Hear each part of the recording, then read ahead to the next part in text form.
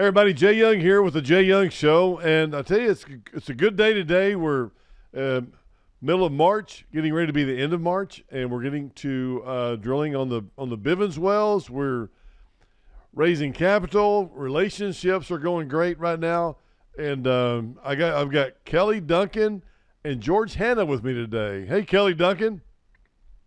Hey Jay Young, how are you today? Hey, I'm great, man. We're going to hear from you in just a minute. Until then, I'm gonna talk to Mr. George Hanna, he's the SVP of Growth here at King Operating. He's been with us for a while, and George, glad you're on the show as well. Thank you. Glad to be here. Absolutely.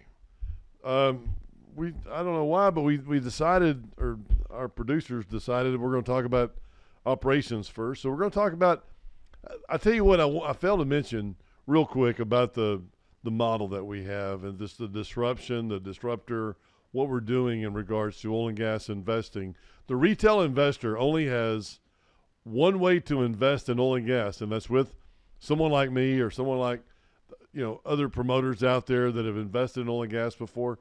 But you know what? Our deal is different. I wrote the book, The Upside of Oil and Gas Investing, and I don't have one here beside me, but it's right over there. And but I wrote the book because I wanted people to know that there's a different way to do it. So if you haven't heard my story about me growing up, fourth generation, my grandfather, being in the oil fields with him, about this business that's absolutely extraordinary. It's a great business, and I have the luxury of sitting in my office where my grandfather worked the oil fields seven days a week, and he worked the oil fields, and I have the luxury of sitting in here and putting together investments for our partners. And so right now we're finishing up on our $100 million fund, and our $100 million fund we're going to drill 12 wells with two frac sand companies. We're going to purchase those with $100 million. We'll drill the wells, get the frac sand operational, and then we'll take that to the bank. And as we take that to the bank, use that as collateral to get a loan. Then we'll go drill more wells inside the partnership. Nobody else does that. It's kind of crazy that nobody else has done that, but we're the first, and we're going to do it inside the partnership for the retail investors. But that way, you get your money back after 2 to 3 years, but you also get a multiple. ADD. We're gonna acquire the properties, develop them, divest them. That's our goal inside the partnerships for the investors. It's a unique model. I think I'm the only one that does it. So, hey, if you have a question about that, we're the ones that really care about the investors, which is you. So if you have an interest in looking at that, go to kingoperating.com and just give us a call. So with all that being said, I didn't mean to get on my sales call, but man, I tell you what, it's exciting for me when I talk to other people and other big groups, and I say that, and they go, wow, why did you write a book and tell everybody about it? And I said, well, because everybody needs to do it. Everybody needs to do it. Not just a normal oil and gas deal is drilling 10 wells. You drill 10 wells, and you drill 10 wells. You raise the money, you go drill 10 wells, and when it's the last well produces, your checks stop. That's it. And a guy that told me about this one time, I was talking to him, and he said, we invest with this company. And he said, because there's incredible tax benefits with oil and gas. And I said, yep. And he said, we'll get our money back in 3 to 5 years. And he said, my clients are happy, and why not? And I said, well, where's the upside in that? There is no upside. Therefore, you need to have an upside with investing in oil and gas. That's why we wrote the book, Upside of Oil and Gas Investing. But you also have to have great people. You can have all the money in the world, but if you don't have the right type of asset or the right people, then you're going to falter. So that's why, hey, Kelly, come on board here. Let's talk to you real quick, because Kelly has a tremendous amount of experience with drilling oil and gas. And Kelly, kind of tell us about your background. Well, kind of like yourself, Jay, I'm multi-generational, third generation. My grandfather and father both oil field, but like yourself, they were in the field digging ditches and running stuff. I was blessed to spend my childhood. My dad worked for a small operator, and I spent my childhood strapping tanks, opening gates. So kind of oil fields in my blood. Operationally, engineering wise, I've been 25 plus years now since I went from the ditch digging side of things to more the project management engineering side. I am focused all on operational engineering, but all aspects of it. I deal with drilling, completions, production, workovers, all that. So if it has to do with getting oil out of the ground on the upstream side, I'm involved with it.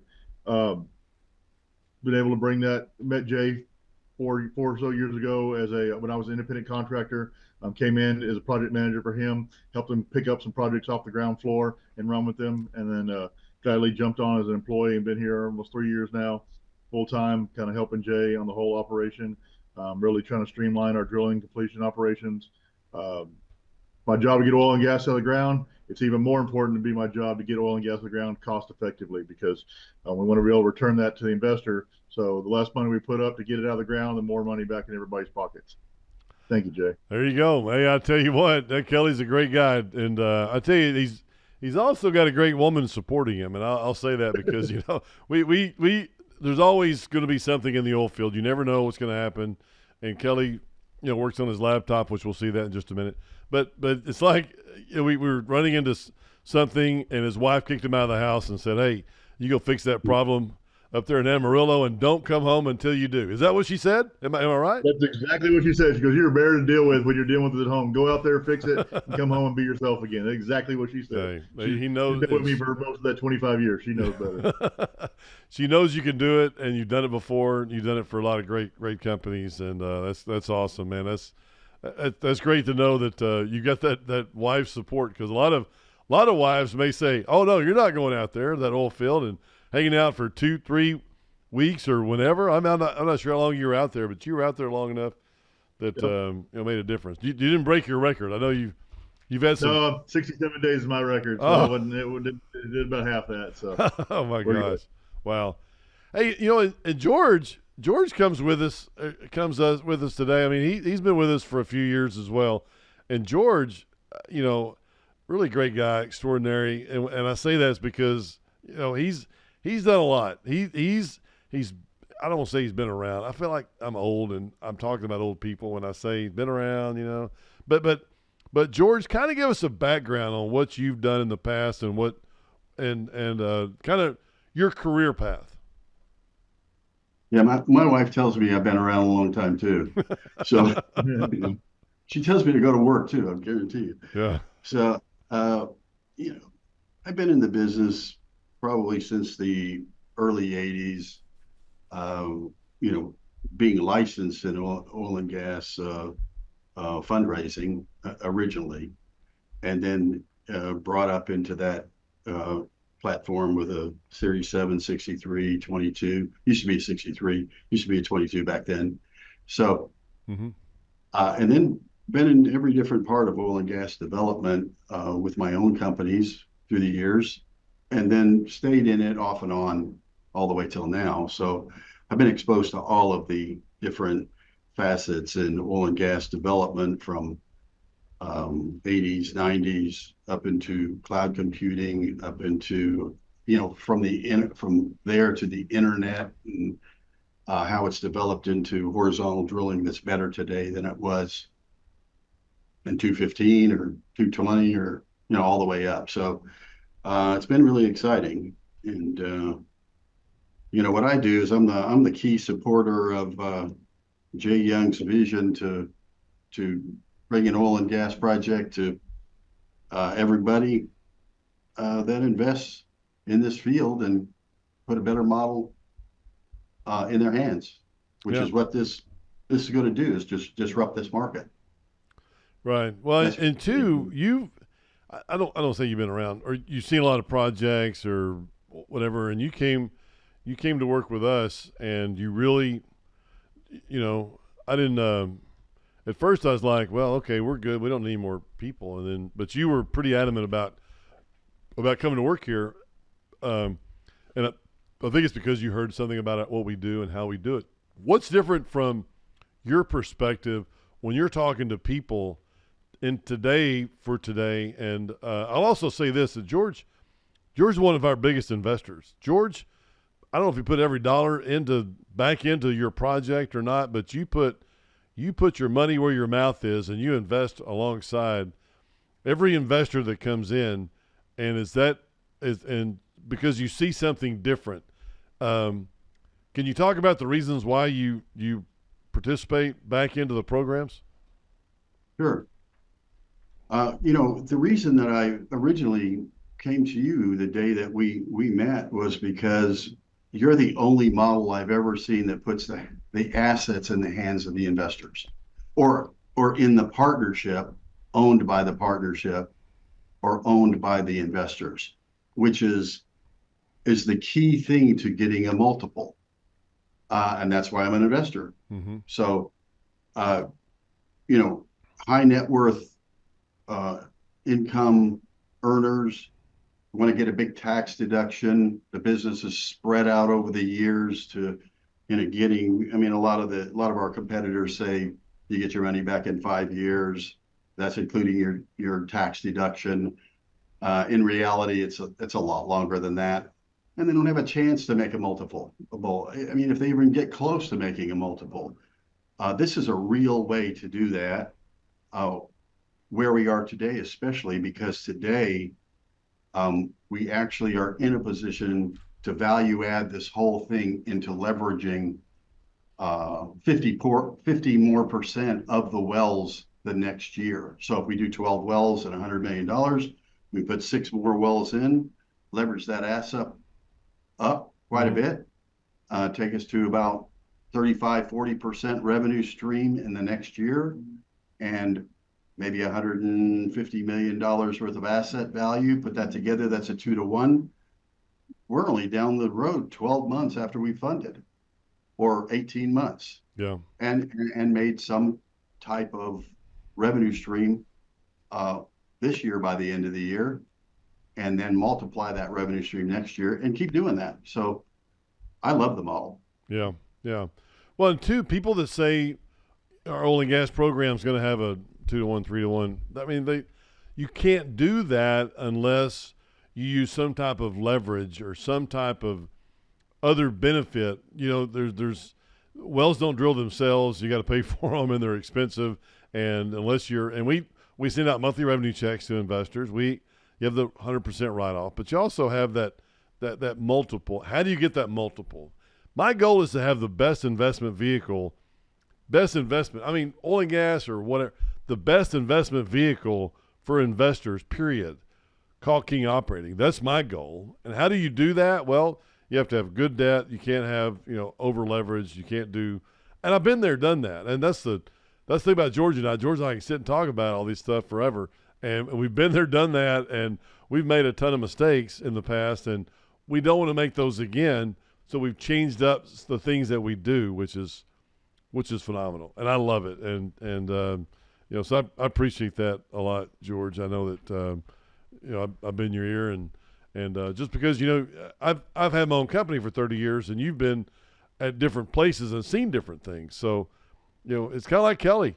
Man, Kelly, when we drilled that last well, up on the Bivens Ranch, I mean, ran into some problems, and Kelly wasn't like, okay, well, we're not going to change on doing what we're doing right now. We're going to keep on, and it wasn't working. So what Kelly did was, he found a way to fix that, and he fixed it, and he got to come home, right, Kelly?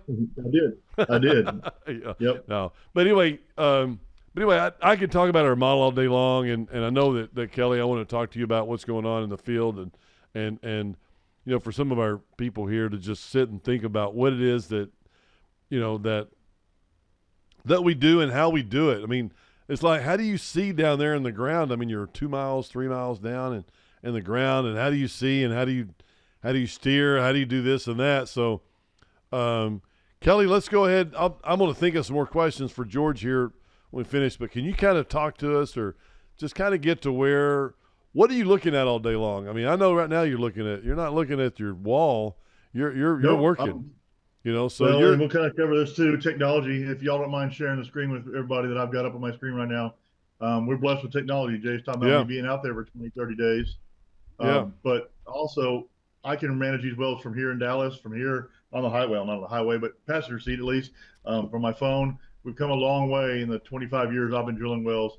And what you see, if you can see my screen right now, is what we call our EDR, our electronic drilling recorder. So I am watching the same screen that I can customize and choose. I can play with the parameters and what I flags and warnings and all that stuff. But I'm watching what's going on in my rig. I have supervisors out there. I pay them to do the job day in, day out. But they're field guys, right? And I have a little more technical background, and I'm looking at things a little different eyes. So I'm blessed to have this tool both here on the computer and even on an app on my iPhone, where I can lay on the couch or in bed with it up on my iPad right next to me, and I can watch what's going on the rig, all these technical information, all this stuff down here. This is what's happening live on the rig. So y'all are watching my rig live right now. So I have to know that we're going 25. These are the same screens that they have in the trailer right beside the rig, right? Yep. So you're on the rig floor. Yeah. Mine is match exactly. The driller himself, the guy with his hand on the joystick, him and I are looking at almost identical screens. So wow. I can see something and I can text my guys and have them make changes. A lot of what I do is play with these parameters. There's weight on bit, rotary, things like that. Those are kind of engineering, technical, mechanical things that I can tweak with and try to get the best bang for our buck. Because in the drilling world, time is money, and every minute costs a couple dollars. So we're trying to, the things we can do faster, we can do quicker. It helps us out. Another really neat technology I'll share on the screen right here, if you bear with me, is our ability. I know Jay gets this question all the time in a lot of my own podcast, 2-minute breaks. I talk to a lot of Jay's podcasts. We talk about how do we steer these wells? How do we turn these wells? Take a vertical well, traditional drilling for 100 years was what we thought was straight down. No, there's no true thing is straight. But 30 or so years ago, and really in the last 15, 20 years, the technology and the advancements in oil and gas and where America's become the gold standard of oil and gas production again is in horizontal drilling. And what you see here is our rock nerds, is our geologists, geophysicists, and we hire a company, this one GeoVision here. They're watching the same screens I am, and every 30 feet we send them some data. They're collecting data on the rocks, both from the cuttings we got back and some specialty tools I have in the hole, and we're able to steer this well. What you look here is the well Jay was talking about a minute ago. We just finished this well a little over a week ago, and we're drilling the twin well to it now. And you'll see here's my well path. I went from vertical, straight up and down, to horizontal, straight 90 degrees. And so you're trying to stay in that yellow. Yeah, you're trying to stay in that yellow, that yellow section of the green at the bottom. So that solid green section, there's a yellow streak, and you're trying to stay in that yellow streak. Think about it like an archery target or a pistol target. You get the 10 ring and rings outside of that are 8 rings. So 90% of this well is in the 10 ring here, and only about 10% of it's in the 8 ring. Well, 8 ring still pays just good too. So my team in the field, my team here, my geology team here, we did a great job. Communications every 2-3 hours, 24 hours a day. So a lot of 3 a.m. phone calls, a lot of 5 a.m. phone calls, a lot of get up at midnight, look around. And we were able to stay on the bullseye, 8 and 10 ring the whole way through. So so here you're it's moving toward, and you're going horizontal and vertical than horizontal, and this horizontal lateral is probably 5,000. How far was the horizontal lateral on this that? One here is right at 6,200 feet, 6,300 feet. This one, and I'll jump over to what I'm doing live now. So that was the one we finished last week, and I'm doing the other one now. You'll see here. We're just getting started at 400 feet here, and we're going to 7,000 on this one. So in about a week here, this graph will look identical to this graph. Okay. Very similar. So first well, second well kind of thing. So we are beginning the same process over again. We're up here right now, and we're going to land and come down on our curve and hit this line and stay in this line again. We're chasing the blue line this time around. We're gonna stagger these wells, and that kind of goes to another subject that Jay and I talk about today and other days is diversity. So we're not drilling these wells identical. We're chasing 2 different targets in the same area. This is still early in this project, kind of in science fair mode. We want to know, we're going to develop 50 wells, 100 wells out here. We want to know the first 2 wells we drill. We want to know if one's an A and one's an A+. Well, I want to drill more of the wells in the A+. So we're going to test these 2 different theories here, and they're both going to be good. We're just going to help us decide long-term what our optimal target is, so we can get best return on investment for our partners and ourselves. Right. So this too, you're looking at, if you go back to that one, there's 3D seismic that helps you find where this, because at the end, or on the right side where it says interpreter, it kind of moves up. I mean, is that because normally these are blanket depositional type sands, but this one stays the same thickness, but it kind of moves up. Is that Right. because of 3D They knew seismic? we had a small fault and some. Yeah, we didn't have much thickening or thinning. Thankfully, we had Yeah. real consistent thickness in rock, but it definitely it undulated. So this well is actually drilling towards a mountain. So as you can imagine, as it gets close to that mountain at surface, but underground there's still some mountainous activities. That's why we turned the nose up and stayed in it at the very end. It was a little challenging, but we managed to stay in it. So Yeah. Yeah. and you'll see when we jumped out back here, we thought it was going to turn a little earlier than it did. We realized it did, and we turned right back down, got in it, and then we got in it and realized that we just kind of caught the turn. It's fuzzy math, it's fuzzy science. Like you said, we can't really see. Wish I could shrink myself down the size of an ant and slide myself down there, but I can't. So we have to rely on a lot of technology, a lot of interpretive technologies, Yeah. a lot of like you said, 3D seismic, offset well data, and we have to draw some conclusions and do some hypotheses that help us get there. So the fact that we stayed in this 6,300-foot lateral for 90% of the time in the bullseye, and only 10% of the time just barely outside of, kind of on the black line there, we did really good. And in about a month and a half here, we'll be pouring the sand and water to this, fracking this well. We got to finish the project, the other well, because they're on the same site, and can't wait to be reporting good data on this the next two by early summer for everybody. So you finished drilling this well. This is the 3501 South, Bivens 3501 Correct. South lateral, and you put pipe in the hole. So now you have pipe all the way out in the lateral, 6,300 feet, and then the cement liner, everything. It's all the casings all the way out, just sitting there waiting for us to come frack it. And then what you'll do is you'll go to the very end, and I forget exactly, 30 stages, 35 stages. This one, I think my last mass is 32 stages. Yes, sir. 32 stages, so 6,200 divided by 32, whatever that is, 200 feet. It's roughly 180, 170 feet. Yeah. So you'll go at the very end and perforate that pipe at 6,000 to 6,200, let's say. You'll perforate the pipe and then send water down there at high rates of speed, frack it, open up the pores, or open up the fractures, keep the pores open, then sand comes in right behind it to keep it open, or to prop open the formations once they're already open. Then you'll shut it down, come back another 200 feet.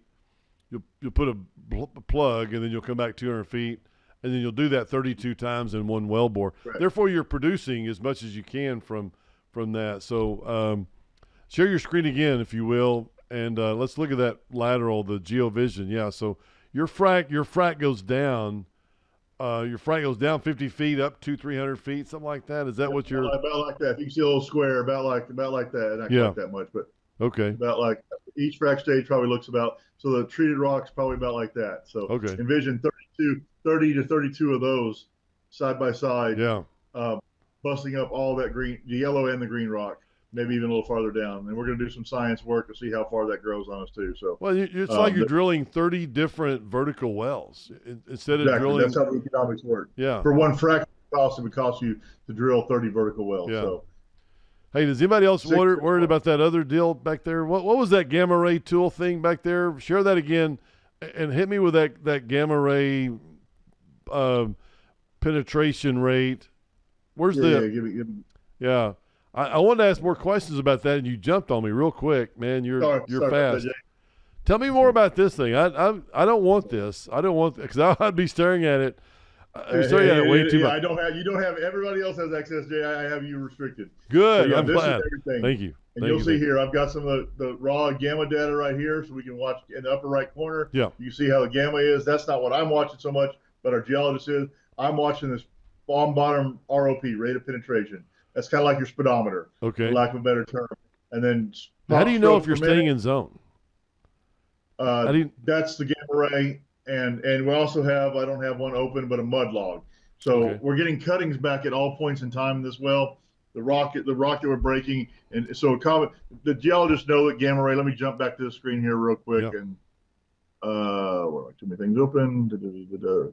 So you'll see here, this line right here is the gamma ray, and that 80 we see, I can't read it here. That's 0 to 200 scale, and I think our number right here is 73. So they know they're marked 73 on here, which is about where we're at here. So if that gamma ray jumped to like 40 or something, or 20 or something, we know we're out of zone, right? We don't want to be in that stuff. We want to be right here. So Right. we're looking for the rock, or it jumps to 200. Each rock type has a different emission of naturally occurring, you know, gamma rays, but X-rays basically. And Right. so that's the technology the geologists and the geosteers use to determine where you are in this section. So, and we can see it live. It's not exact. And then every time we pump up a survey, we get full detailed, and we get an actual log smitten over that section. And they can take that data and literally on a light table or in a window, they can lay it down and make sure it lines. They got fancy technology to do it now, but Awesome. they do a lot of cutting and pasting too. So we're every 30 feet, we're analyzing where we are, making sure we're on target. Okay. No, that's great. Now, how deep are you again? Does that say the depth? No, that doesn't. So currently we're at 87.93 here. 87.93. Okay. We're at 25 foot an hour. They're just picking up right now. All right. So they're 25 feet an hour. We're going to 16,000 feet. I can show you that real quick. I already have a plan in place of how long I expect this to be. This well, this is the math. This is the part that excites me. This is the math nerd stuff. So we're going to 16,289 as our target. So I'm literally exactly halfway in the well right now. Just in the last 24 hours, broke over halfway because we're at 87 of 16.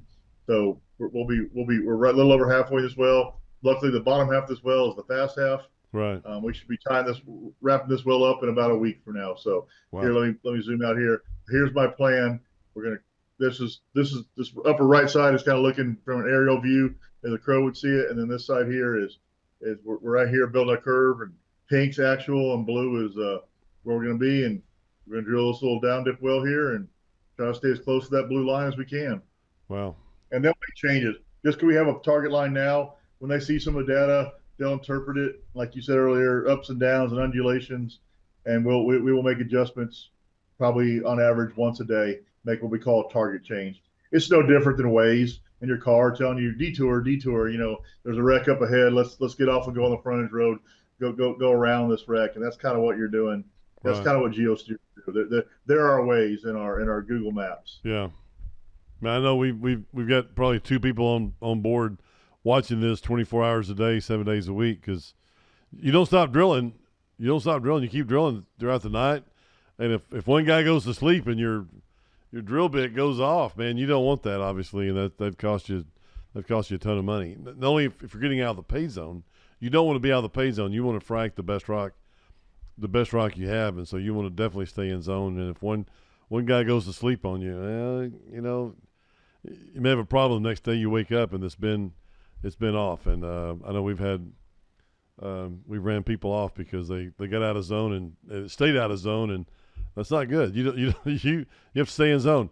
George, what do you think are some really good questions that people are, just the retail investor, people that, hey, they're doctors, lawyers, Indian chiefs, just people that if you were talking to them right now and we're going over all this information, what do you think they would be asking right now? If they were watching this? Yeah. What are some good questions you think? I think they would be asking if you were out of the zone when you were up in the green there, and if you got back in it. Well, not on this screen, but on the last screen we looked at. Yeah. How much would it cost, or? Pardon me? How much would it cost to get back in zone, or? I mean, just were you out of the zone, and is that good or is that bad, or Yeah. How bad is it on that last lateral, Kelly? When you were out of zone on that last lateral, and it was 30, 40 feet or whatever. How bad is that? Is that really bad, or is that?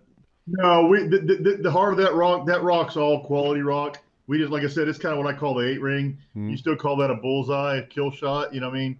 In the archery world, it's just not the sweet spot. It's just outside the sweet spot. And that frack's going to grow 50 to 100 feet either side. So you're just going to frack right through it. He calls us 100% in zone on this well. Now, if you're getting on the fringes and you get out of but we were in what we call, this is the canyon line. We were in heart of canyon line the whole way. We just weren't in the middle canyon line.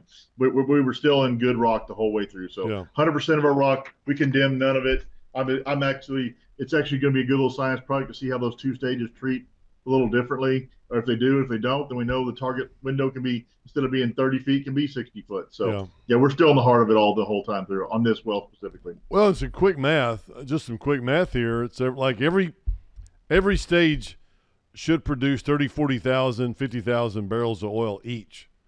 You know, Correct. so if you drill a vertical well out here into the canyon line, that's where we get a lot of our science from. Is there's a lot of vertical wells that have been drilled in these areas, and they produce 30, 40,000 barrels of oil.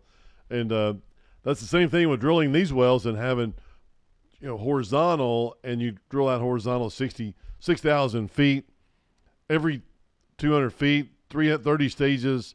You know, 30 stages at 40,000 is 1.2 million. So our goal on this well is that it's like Michael Tanner did the 2-minute drill last week, not this previous, but the previous week. And he did the P10, the P90. You know, he said, hey, there's a 10% chance that these wells can do millions of barrels of oil, or there's a P90% chance, meaning that 90% of the time, you know, or 90% chance that you're going to get several 100,000 barrels. So, but I just think that it's fascinating to drill horizontally underneath the Earth's surface and know where you're drilling because of 3D seismic, and drilling that lateral all the way out and then coming back and being able to frack that entire lateral and oil come out. I know that I just heard that it was ConocoPhillips or somebody's getting ready to drill like 4-mile laterals or something. Kelly, what's your thought on a 4-mile lateral? It's possible. There was a Utica well the other day that was. Let me do the math real quick. I saw a record of U.S. land well. Oh I think yeah, it was that's a right. 6-mile lateral Oh, was drilled my up in Pennsylvania or in Ohio earlier this month. Wow. Very different rock, very different carbonate formation. It's hard to do here in the United States because everything's broke. To find 6 miles straight of land that's belonging to the same landowners is tough. Yeah. It has its challenges, it has its risks. As the technology comes along, there's really improvements in speed and all that stuff. I'm excited. I'm happy with our mile and a half laterals right here Yeah. in this test phase. And over time, we'll push ourselves to the 2-mile limit out here, and I think that's a good limit at these depths. But it's pretty impressive what some of these larger operators are doing. Also the other popular thing now is these horseshoe wells, where they're actually drilling out and looks like goes out straight for a while, then looks like my golf swing and comes backwards. You know, slices real bad. And these horseshoe wells are new technology. It's really getting a lot of publicity and notoriety these days. So Yeah. again, all that technology, I'm still taking some of those technologies, the ability to slide these wells better, to get higher ROPs, better hole conditions. Even if I'm not drilling the 6 miles, I am learning from those wells every day. I read press releases. We follow the engineering papers. Me and my team do, and we take some of those technologies. If I can use some of those technologies to get 6-mile laterals, we can help me shave 2 days off of my 2-mile lateral, then that's money in our pocket as well. Wow. That's unbelievable. I tell you what, I mean, is it gas wells? Can you only do it? I mean, I'm assuming that liquid is heavier than gas, obviously. But if you're pretty flat, you can produce it. It's just a reservoir. It'll produce, yeah. So wow, yeah. Unbelievable. That's 6 miles. I mean, just think about that for a second. I mean, the recovery. You don't just wake up. You don't wake up with a team of 3 people and wake up one morning and decide you want to drill 6-mile lateral. You know, that takes teams of people, teams of vendors, high-tech technology, engineers, managers, project managers. You know, it will make money in the long term. But the first one's definitely a science project when somebody's doing that. You know, but we all learn. You know, kind of one small step kind of thing. You know, getting to the moon was the hard part. Once we're there, we can improve on technology. So that's the cool part about the oil field. We're always improving technologies. And again, a lot of that technology doesn't necessarily get us farther, but a lot of it gets us faster and cheaper. And that's really, you know, my first drilling manager ended his emails with the footer every time, said good, fast, cheap, pick 2. So we can get good. We can get good and cheap. May not be fast, but if we can approach all 3 of those, then we're doing the engineering motto and trying to improve upon what we have. Yeah, that's unbelievable. It's really amazing at what technology can do, and I just can't imagine spending that type of money on a 6-mile long lateral and how much oil has to come out of the ground to break even or make a profit. And if you did break that up into 3 2-mile laterals or something, and how much more oil. I mean, they got all that figured out, and it's a lot smarter than where my mind goes. I tell you what, that's amazing that they. And like I said, it's hard to find one lease owner that'll have it. But what I think about is I think about lease lines, because you have to stop 467 from a lease line, and so you don't get the oil from that 467 plus the other 467 on the other side. So there is some there's some oil that's left in the ground when you have to stop a lateral before the lease line, which is like on the 3502 north. We have to stop because we've got a lease line on our north side that we're going to stop a little bit shorter than the 6,200 feet, I think. Yeah, a lot of times, especially, and perpendicular is one thing, but really as bad is when you're leaving it on the side horizontally. And a lot of times, so state regulations or lease requirements have you two wells can be X distance apart. But sometimes you trap and between each other, but you also be X distance off a lease line. And a lot of times people come back in infield development later on and do what we call co-op wells. We'll actually get the two ownerships on the left side and the right side, and we'll form a partnership. We call those co-op wells.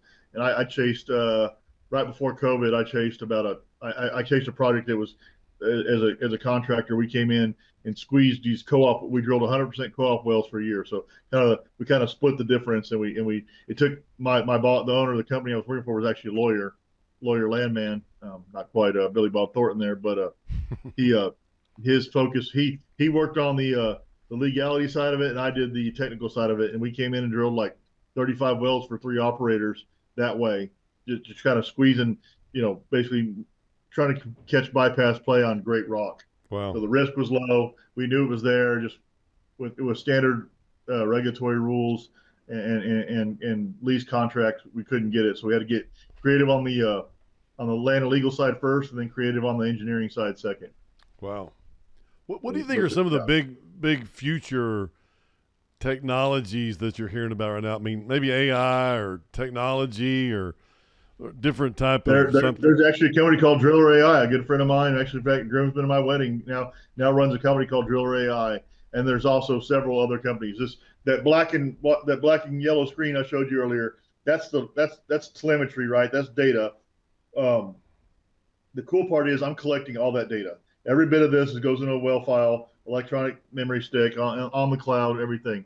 And we're only on the first 2 wells here, but this data, I will bring an operator in here, Driller AI or one of these other companies that collect this data. And once we have about 10 or 12 wells in the ground, they with me will build a model that will help our drillers optimize these wells. So basically, where it'll look at the rock behaved at 8,300 feet. Did 100 pounds on the bit work, or did 500 pounds on the bit work, or did 250?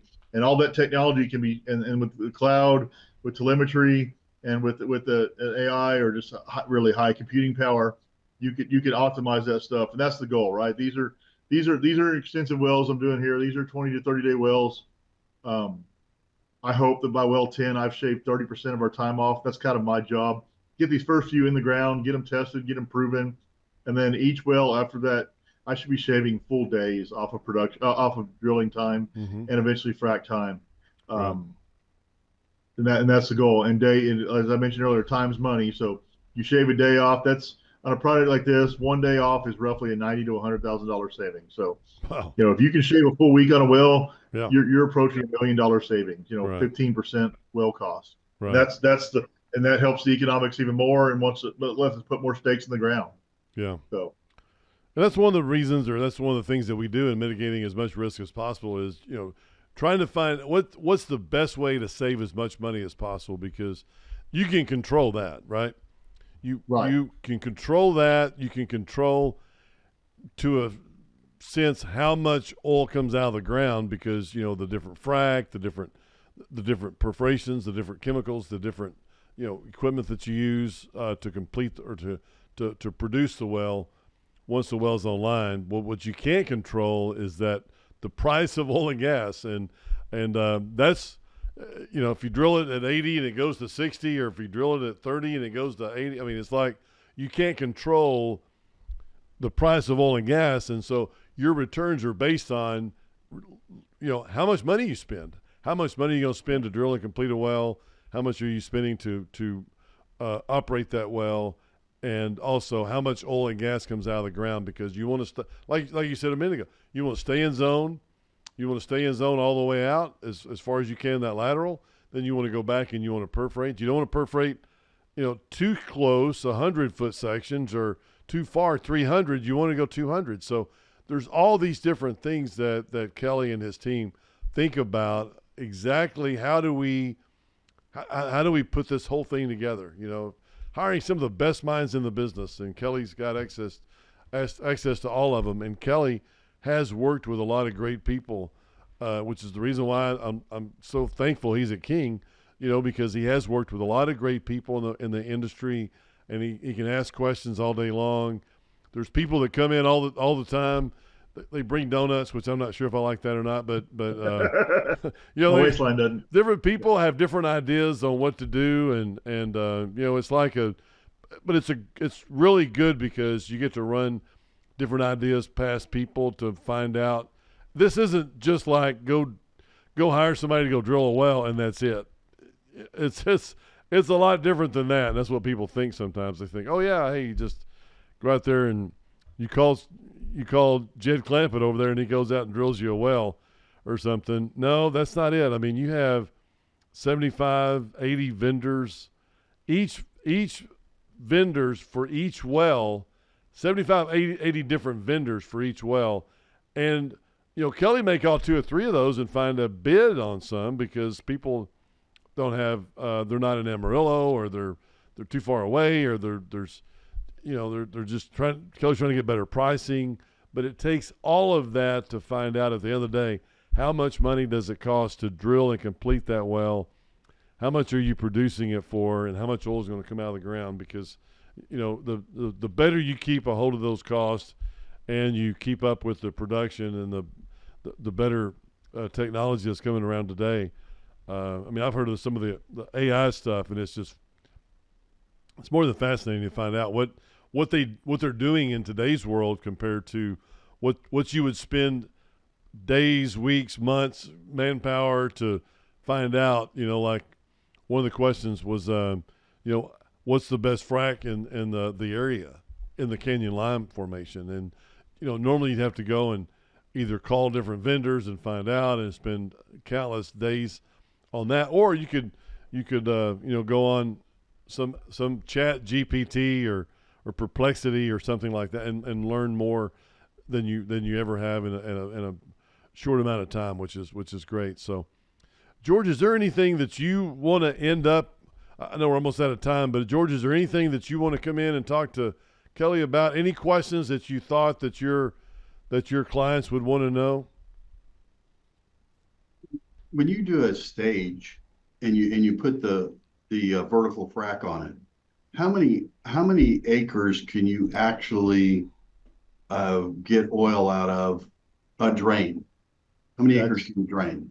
That's the magic question, George. And I wish if I had that answer, I wouldn't be sitting here.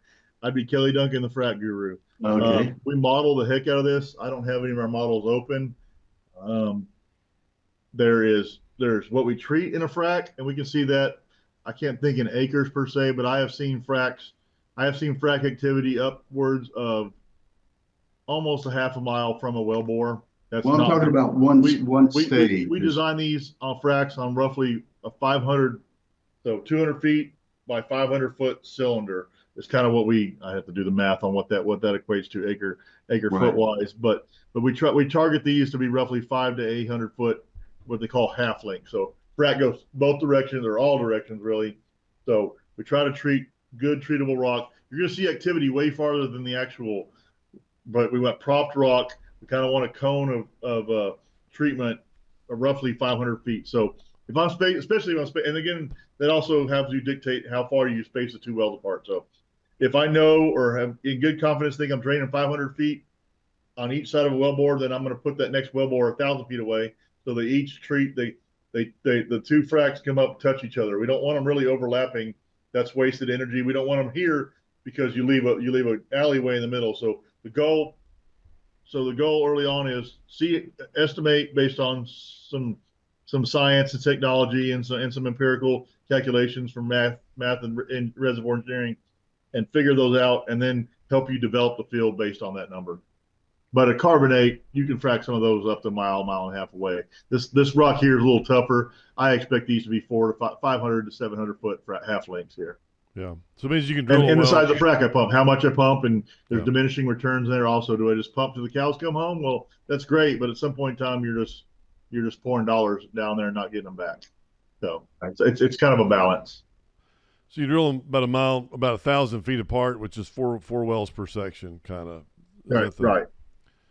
The math behind that. Okay, good question, George. I can't think of anything else right now that I do appreciate you guys being here. I'll tell you, it's been, and I mean, to bring in the growth guy with the frac guy and the drill guy, and all we do is just tell Kelly, hey Kelly, it's what we need. We need a well drilled and completed, produced right here, and he takes care of everything from us standpoint, and we appreciate that, because there's a lot to going into that day, and trying to do it. And we're going to drill a bunch of wells next year, or this year, I guess. So getting ready to drill some up in the Panhandle of Texas. Getting ready to drill. We've got the other wells that we're going to drill out the Panhandle and Amarillo. So we're staying up in that area pretty this year. So we won't have to.